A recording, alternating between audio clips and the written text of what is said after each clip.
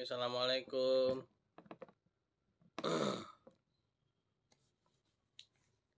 Assalamualaikum. Salam. Oke teman-teman, kita mulai aja ya. Mohon maaf saya off cam karena ini penyangganya ini nggak stabil nih, jadi goyang-goyang. Jadi kelihatannya malah nggak bagus. Kameranya jadi nggak stabil. Nyorotnya jadi tidak fokus ya. Oke, kita mulai saja. Bismillahirrahmanirrahim. Alhamdulillah, segala puji syukur pada Allah Subhanahu wa taala. Salawat dan salam pada Nabi Muhammad SAW. Baiklah teman-teman, kita pada pertemuan yang ke-13 ya. 13 ya, teman-teman ya.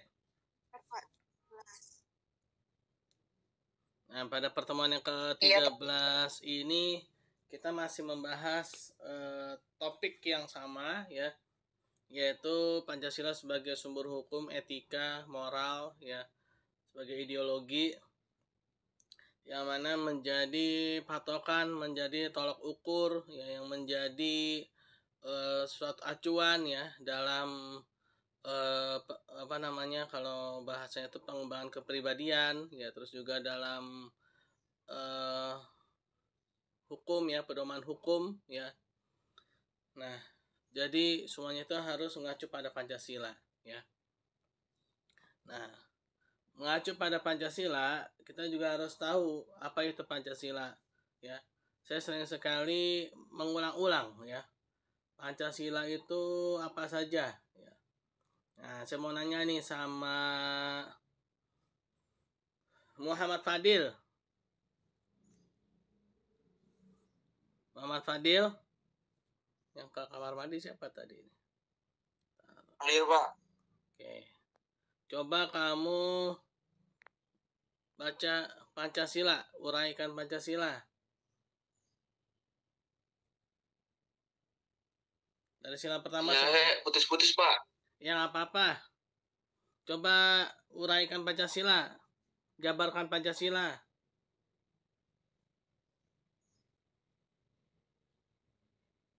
Deal?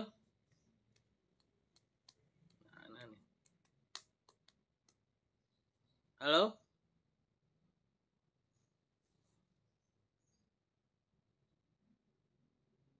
Mana si Fadil? Coba Hafiz deh, Hafiz. Hafiz? Hafiz Ardiansah? Halo, halo?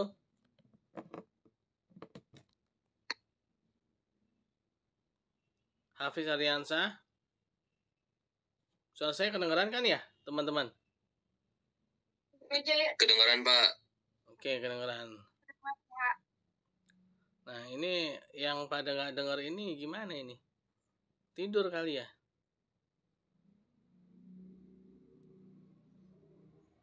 Coba Adnan deh, Adnan Faturiski.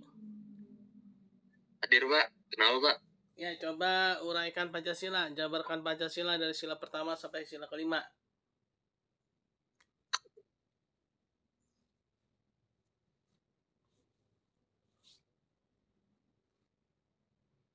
Ayo Adnan. Uraikan, Pak. Iya, sila pertama apa? Sila kedua apa?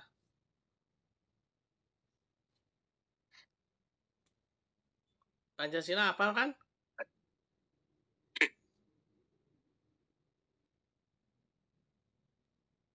Ayo Nan. Sila pertama, ayo apa? Adnan.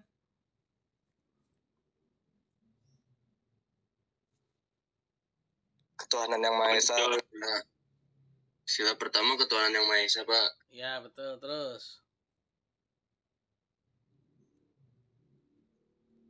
Terus kedua.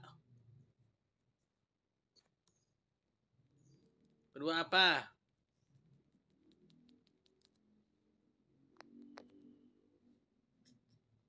Nan? Kedua apa, Nan? Adnan?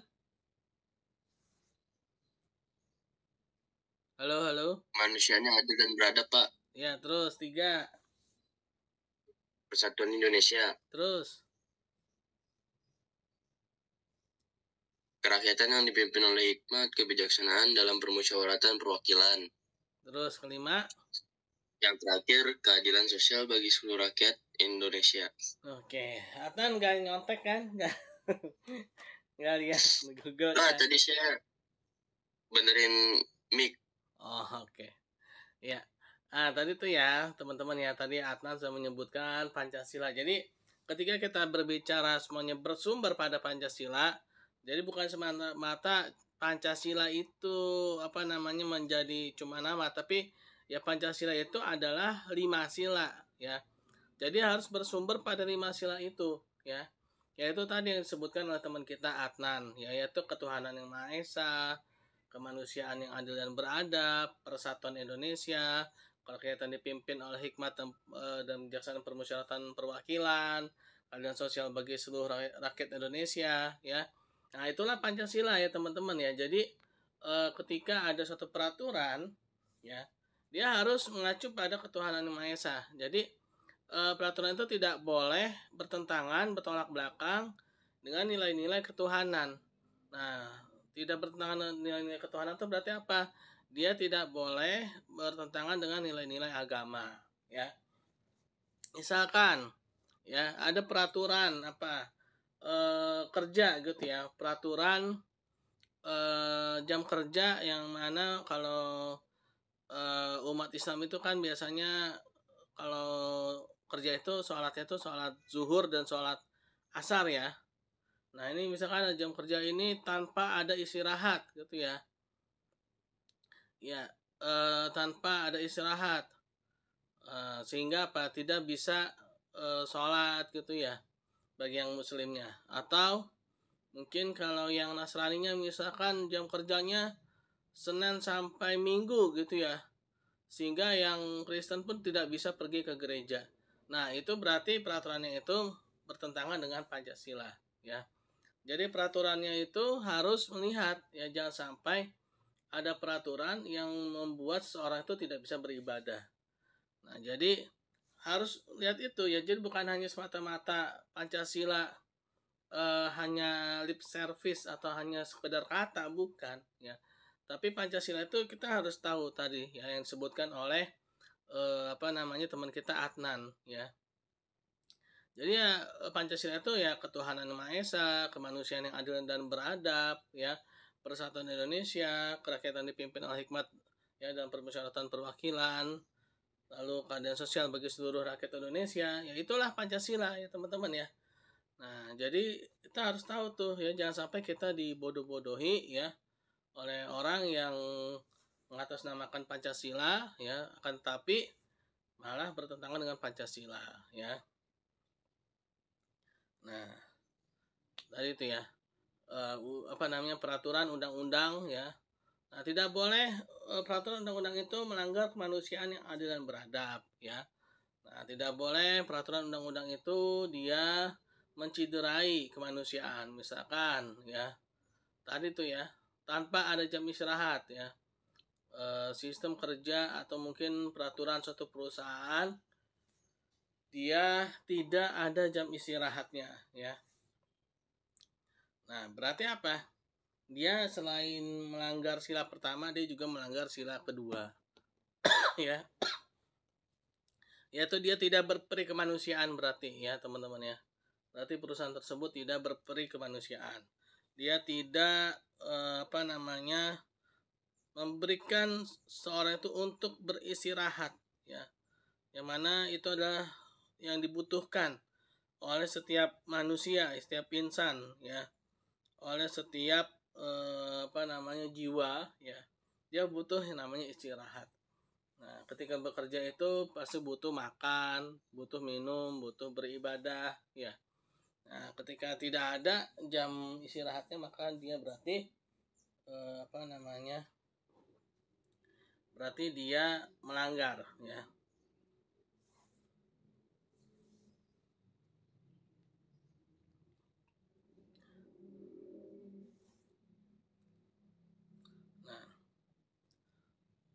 Lalu etika ya.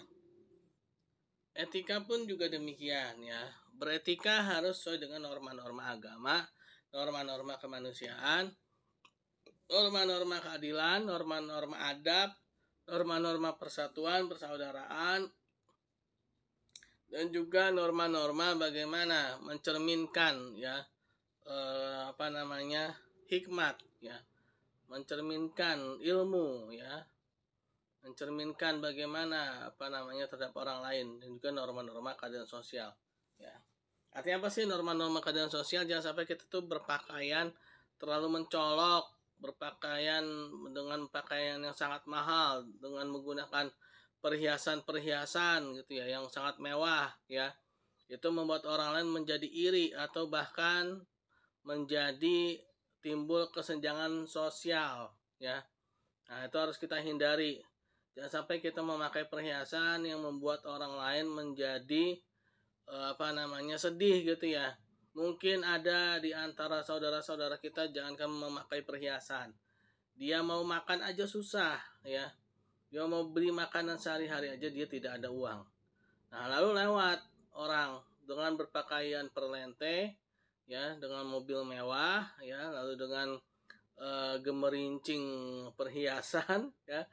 Nah, ini kan sebenarnya membuat orang lain menjadi sedih, iri ya, terus juga ya jadi kesenjangan sosial banget gitu ya.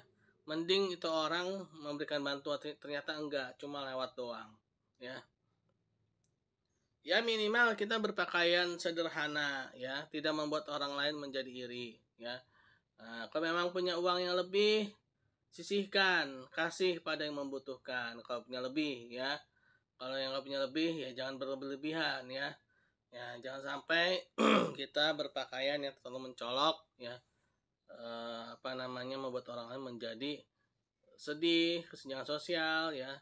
Nah itu berarti kalau dia melakukan yang berlebih-lebihan itu berarti dia melanggar keadilan sosial ya. Dia harus bersikap adil juga terhadap masyarakat ya.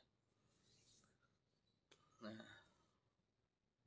itu etika ya tadi ya. Oh yang hukum tadi kita belum selesai ya. Nah, yang hukum pun juga demikian ya. Tadi ada sila kedua, sila ketiga sekarang ya. Hukum itu harus menjunjung tinggi nilai-nilai persatuan. Hukum itu harus menjunjung tinggi nilai-nilai persaudaraan. Hukum itu harus menjunjung tinggi nilai-nilai kekuatan bersama ya, persatuan ya. Nah, persatuan di sini adalah persatuan yang berdasarkan pada kemanusiaan ya, persatuan berdasarkan pada kemanusiaan yang adil dan beradab ya. Nah, jadi bersatunya bukan hanya pada kepentingan sesaat ya, tapi juga di sini ada bersatunya untuk kemanusiaan ya, untuk keadilan, untuk adab ya, sopan santun. Nah, oleh karena itulah ya tidak salah ya ketika menteri luar negeri kita ya mengeluarkan peraturan menteri ya, yang dimana memberikan sanksi ya, atau memberikan hukuman ya kepada orang yang mengibarkan bendera Israel di Indonesia ya. Memberikan sanksi hukuman kepada orang atau lembaga ya, atau badan ya yang mengibarkan bendera Israel di Indonesia. Kenapa? Karena dia tidak menjunjung tinggi nilai-nilai persatuan ya. Nah, persatuan di Indonesia itu adalah persatuan yang berdasarkan pada kemanusiaan ya. Nah, kenapa sih? Ya karena Israel itu penjajah ya. Sama seperti ketika kita dulu dijajah oleh Belanda. Indonesia, pejuang-pejuang kita dulu ya, dikabarkan di luar negeri itu oleh Belanda, sama dibilang apa, teroris lah. Kalau sekarang istilahnya teroris ya. Kalau dulu istilahnya itu pemberontak gitu ya. Nah, istilah pemberontak. Nah, alhamdulillahnya kita merdeka gitu kan, sehingga fakta-fakta sejarah itu bisa kembali dimurnikan kembali. Coba kalau misalkan Indonesia sampai saat ini misalkan masih di bawah penjajahan Belanda, ya pastinya para pejuang-pejuang kemerdekaan itu pasti akan dikabarkan sebagai pemberontak. Kalau bahasa sekarang itu teroris ya. Kalau bahasa sekarang itu teroris. Nah, tunggu ntar ya. Ini ada yang nelpon ya.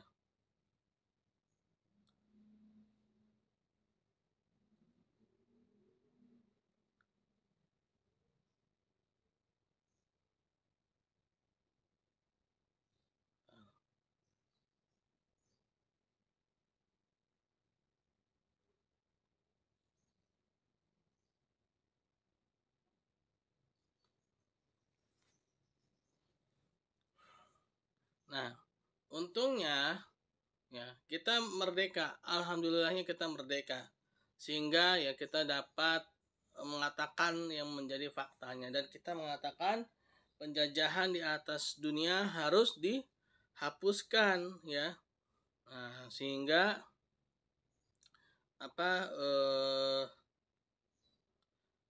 semuanya ya, semua penjajahan di muka bumi ini, Indonesia harus berperan dalam menghapus semua penjajahan. Ya. Indonesia harus berperan dalam menghapus semua penjajahan di atas muka bumi ini. Ya. Termasuk yang dilakukan oleh Israel terhadap Palestina. Ya. Nah, sehingga penjajahan Israel harus segera dihentikan. Ya. Harus segera dikembalikan ya kepada yang pemilik sebelumnya ya, pada pemilik sebelumnya. Nah itu ya, jadi itu persatuan Indonesia. Lalu yang keempat ya, hukum juga harus mengacu pada sistem perwakilan ya dengan sistem hikmat. Sistem perwakilan dengan sistem hikmat. Nah, sistem perwakilan ini dengan sistem perwakilan ya bermusyawarah, dengan sistem tidak sembarang mewakili ya, tapi juga dengan melayani dan juga dengan ilmu.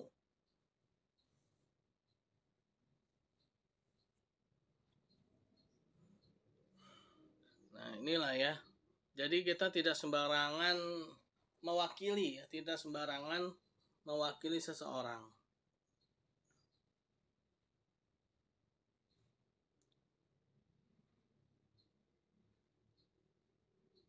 Ntar nih.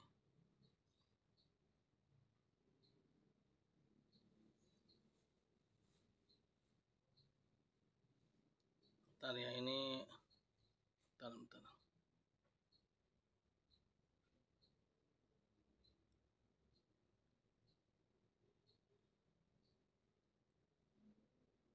Ntar ya teman-teman ya.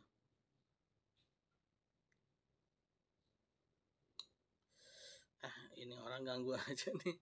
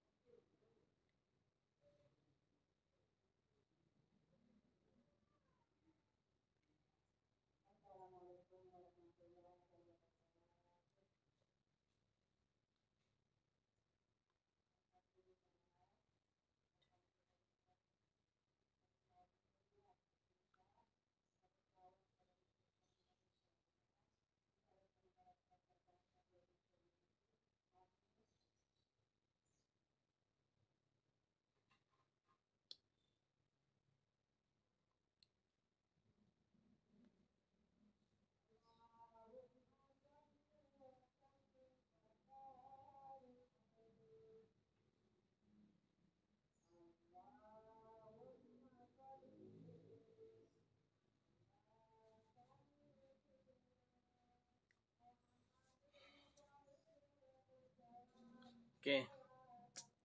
Maaf ya, ini ada yang mengganggu ya. Jadi tadi itu ya, hukum juga harus menjunjung tinggi nilai-nilai perwakilan ya.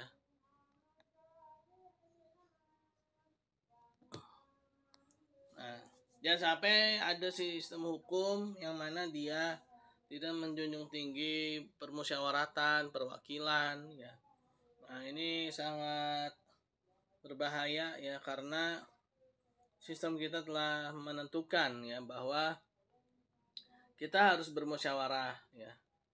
Dengan sistem perwakilan, yaitu dengan memilih orang-orang yang memiliki hikmah itu ya. Agar apa sih? Agar tercipta keadilan sosial bagi seluruh rakyat Indonesia ya.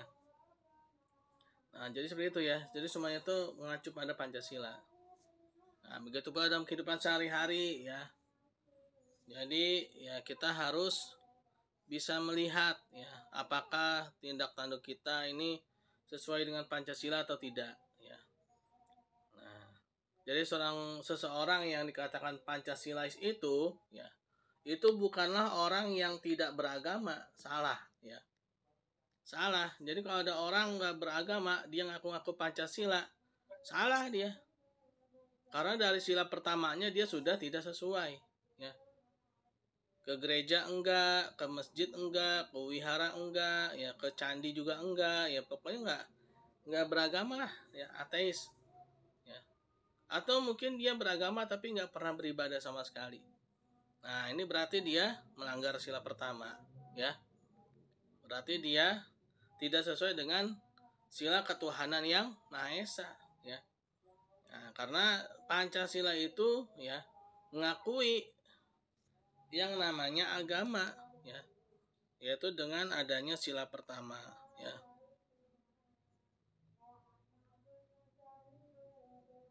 Jadi begitu teman-teman ya. Jadi kalau misalkan ya ada dari mana, aliran mana gitu ya, aku Pancasila ya, terus diajakin ke masjid nggak mau, diajakin ke gereja nggak mau, diajakin ke wihara nggak mau, ke candi nggak mau, pokoknya ke rumah ibadah nggak mau ya. Nah, berarti dia bukan Pancasilais ya. Dia bukan seorang yang mengamalkan Pancasila ya. Nah, jadi gitu ya. Bukan hanya sekedar lip service atau bukan hanya sekedar kata ya. Jadi Pancasila itu bukan hanya sekedar kata teman-teman ya. Saya Pancasila, saya Pancasila. Tapi nggak pernah beribadah. Nah, itu bahaya yang kayak gitu ya. Harus dikoreksi lagi tuh orang tuh ya. Nah, itulah ya teman-teman ya. Dalam kehidupan kita sehari-hari. Dimulai dari yang pertama, ketuhanan yang Maha Esa. Kita menjalankan ibadah menurut agama dan kepercayaan masing-masing ya. Nah, lalu yang kedua, kita harus memanusiakan manusia ya. Dengan nilai-nilai dengan adil ya, sesuai dengan porsinya. Lalu juga dengan adab ya, dengan sopan santun. Jangan sampai mentang-mentang dia tahanan, oke lah, mungkin dia sudah jadi tersangka dan terbukti bersalah ya. Jangan sampai dia disiksa dengan penyiksaan yang berlebih-lebihan gitu ya, jangan sampai ya. Ya kita kan menginginkan suatu menjadi baik ya, menjadi orang baik. Kita tidak menginginkan orang itu terus jahat. Apalagi kalau sampai ya orang yang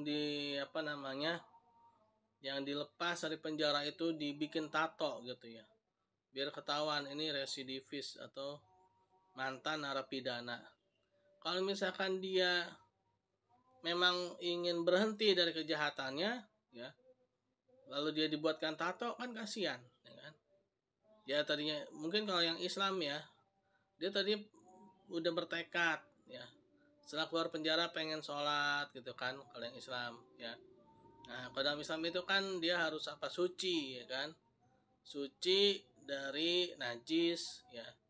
Nah, tato itu kan dia najis ya, tato itu najis, menyebabkan air itu tidak sampai ke kulit ya kalau dalam Islam ya. Dia jadi serba salah, gimana nih ya. Nah, gimana nih kan, tadi mau tobat nggak jadi tobat. Tapi sebenarnya sih kalau memang seperti itu ya keadaannya ya, sebenarnya sih nggak apa-apa selama dia memang tidak menginginkan ya, dan juga dia bertekad akan menghapus dan tidak menambah lagi tatonya itu ya kalau dalam Islam. Mungkin kalau yang agama lain ada juga ya, harus suci. Kemarin saya sama siapa, kelas ini apa bukan ya, di agama apa tuh kemarin ya, Hindu apa Buddha ya. Jadi ada juga seperti semacam bersuci itu ya. Apa kelas yang satu lagi ya. Jadi ada juga kan bersuci sebelum masuk rumah ibadah itu, ya. Nah, artinya ya ketika masuk rumah ibadah itu harus kadang bersuci, dan bersuci ini ya tadi itu ya jangan sampai dihalang-halangi gitu ya. Salah satunya tadi itu ya ketika seorang itu lepas sudah bebas dari tahanan ya, jangan sampai ya dia dicederai ya yang menyebabkan dia menjadi trauma dan juga menjadi seorang yang nggak bisa balik atau nggak bisa taubat gitu. Nah, lalu ya harus bersatu ya, harus istilahnya tuh merasakan ya, harus merasakan sependeritaan ya. Oleh karena itulah ya kita ya mungkin yang tinggal di pemukiman itu lebih enak ya dibandingkan dengan yang tinggal di dalam rumah-rumah mewah yang bertembok tinggi ya. Kenapa? Karena yang di dalam pemukiman itu dia akan bisa lebih mengenal tetangga, mengenal orang sekitar ya, bisa berbagi ya. Tapi sebenarnya yang bertembok tinggi pun juga bisa ya, tergantung pada niatnya. Ya, tapi setidaknya kalau yang rumahnya dibatasi tembok-tembok yang tinggi, mau ke rumah tetangganya ternyata kosong ya. Nah, biasanya begitu ya kalau rumah-rumah mewah itu ya. Itu jarang yang yang menempati ya, jarang yang tinggal di situ ya. Jarang orang yang menetap ya kalau rumah-rumah besar itu ya. Biasanya kalau saya temui itu ya, itu biasanya kosong. Nah, itu mubazir tuh, sayang itu ya. Kenapa? Karena banyak orang yang tidak memiliki rumah atau bahkan menjadi istilahnya itu rumah gerobak ya, rumah kardus ya. Nah, itu saya kalau malam-malam tuh kalau lagi keluar tuh ya, kalau lagi beli makan atau beli apa gitu ya, itu sering menemui itu ya orang tinggal di dalam gerobak ya di jalanan ya. Lalu ada yang tinggalnya dengan kardus ya, tidurnya di atas kardus. Dan bahkan saya lihat juga ada anak-anak kecilnya juga. Nah, ini kan miris ya. Sedangkan di sisi lain ya, itu ada rumah-rumah kosong, rumah-rumah mewah yang kosong. Nah, ini kan seharusnya tidak terjadi ya. Ini harusnya tidak terjadi seperti itu ya. Nah, ini berarti ada apa nih? Ada tidak adanya nilai persatuan ya. Adanya gap ya antara orang kaya ya dengan orang yang kurang mampu sangat tajam. Gap ya, adanya semacam jurang pemisah ya antara orang-orang yang benar-benar memiliki dengan orang-orang yang tidak memiliki ya. Nah, sehingga ini harus dihindari ya teman-teman ya. Ini harus di ditinggalkanlah sikap-sikap sifat-sifat seperti ini ya. Tapi kan kadang-kadang orang suka protes ya, kita nasihati itu rumah kamu sayang gitu ya, misalkan ditelantarkan gitu kan. Nah, gimana caranya biar produktif ya? Apakah itu disewakan ya, lalu uang hasil sewanya itu bisa disedekahkan ya, dan juga diproduktifkan ya, setidaknya tuh bisa bermanfaat buat orang lah gitu ya. Asetnya tuh jadi tidak nganggur dan tidak menyebabkan kecemburuan sosial, tidak menyebabkan kesenjangan sosial ya. Nah, ini harus ada kalau terciptanya tadi itu ya persatuan itu ya, itu harus adanya wakil rakyat yang memiliki hikmat ya, memiliki ilmu, memiliki jiwa melayani. Nah, agar terciptanya tadi itu ya keadilan sosial ya. Jadi semua orang itu merasakan ya, tidak ada yang sangat kaya, tidak ada yang sangat miskin. Nah, jadi seperti itu ya teman-teman ya. Jadi Pancasila itu adalah nilai-nilai yang luhur ya. Nilai-nilai yang sangat sesuai dengan jiwa pribadi bangsa Indonesia.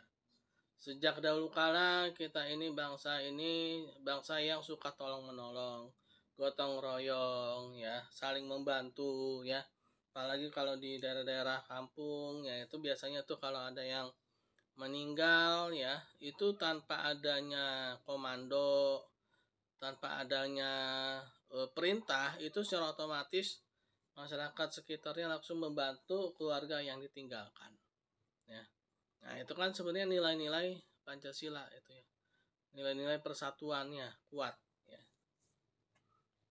Nah, jadi seperti itu ya teman-teman ya. Jadi seperti itulah kita harus mengamalkan Pancasila.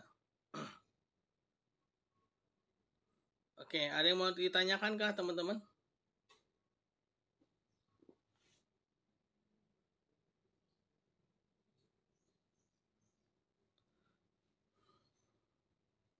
Ada yang mau ditanyakan? Bapak, saya mau nanya Pak. Boleh. Saya mau nanya. Kan sekarang lagi rame yang masalah apa? Ada orang yang itu apa pengungsian Rohingya itu. Oh iya. Bapak ngikutin nggak Pak? Iya sih. Ya itu menurut Bapak ya. Itu menurut Bapak itu harusnya gimana ya Pak? Biar kalau kan ada yang setuju, ada yang setuju, ada yang enggak. Kalau menurut Pancasila itu sebagai kemanusiaannya adil beradab itu seharusnya kita harus bersikap gimana tuh Pak? Nah, dengan yang isu yang ada itu ya. kita setuju atau enggak? Tapi ini baru sekedar pendapat saya nih ya. Nah, jadi ya, Pak. Seharusnya ya ini adanya komunikasi antara dua negara ya, yaitu Rohingya itu dari mana? Filipina ya, Rohingya Filipina. India tapi dia keturunan India. Saya sih kelihatannya itu kayak India gitu Bangladesh. Tinggalnya kalau tinggalnya saya sih kurang tahu gitu Pak. Itu dari, makanya saya lagi bingung seharusnya. Ya dari Filipina kalau nggak salah ya. Jadi, Myanmar Pak dia Pak. Oh ya Myanmar ya. Myanmar. Ya. Nah itu seharusnya ya itu ada komunikasi antar dua negara itu ya, yaitu antara Indonesia dengan pemerintah Myanmar ya. Nah memang ya kalau kita mau menjalankan sila kedua, kemanusiaan yang adil dan beradab ya, ini berarti jadi gini, ini sebenarnya masalah antar dua negara ya, bukan masalah penduduknya ya. Ini seharusnya kedua negara ini, Myanmar dan Indonesia ini ya, terutama dari Myanmarnya itu harusnya dia bertanggung jawab ya.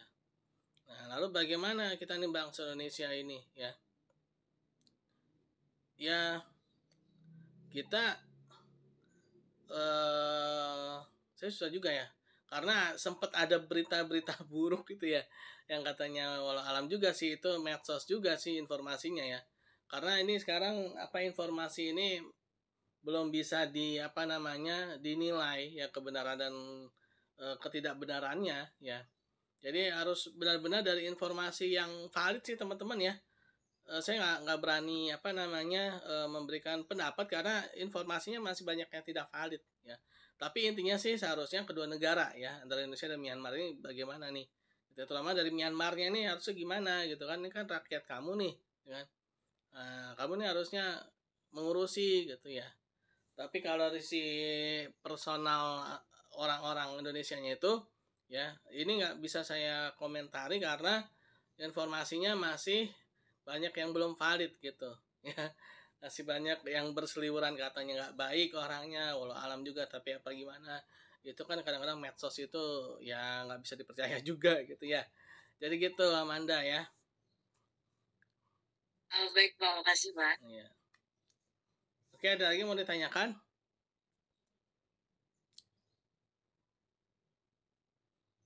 Ada lagi mau ditanyakan? Oke, kalau memang tidak ada, kita tutup saja ya dengan baca hamdalah. Alhamdulillahirabbil alamin. Terima kasih. Assalamualaikum warahmatullahi wabarakatuh. Waalaikumsalam warahmatullahi wabarakatuh. Terima kasih Pak. Sama-sama.